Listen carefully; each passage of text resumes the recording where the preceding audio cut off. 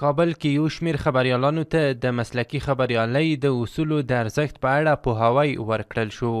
د خبریالانو د یوه ملاتړي بنسټ له لوري د یو شمېر ټولنیزو ارزښتونو او ځینو نورو مسلکي موضوعاتو په اړه د یوې ورځې لپاره د بېلابېلو رسنیو 15 تنو خبریالانو ته دغه لنډمهاله مسلکي زده کړې ورکړل شوې. برگزاری کارگاه‌های اینچنینی برای ظرفیت کارمندان رسانه‌ای از کامرمن گرفته تا گزارشگر و تا گوینده و تا همه کسایی که در رسانه به نحو درگیر هستند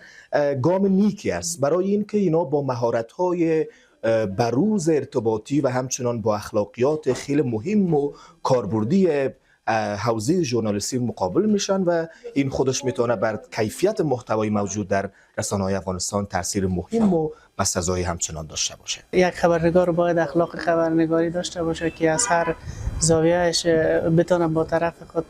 که صحبت میکنه از چه نوع اخلاق برخورداری کنه و این اخلاق برمیگیره به بسیار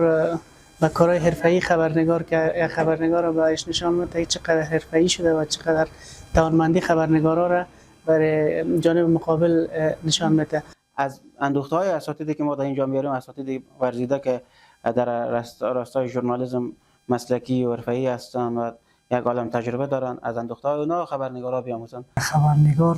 اخلاق درست داشته باشد، در ساحه کاریش متوجه کارکردی و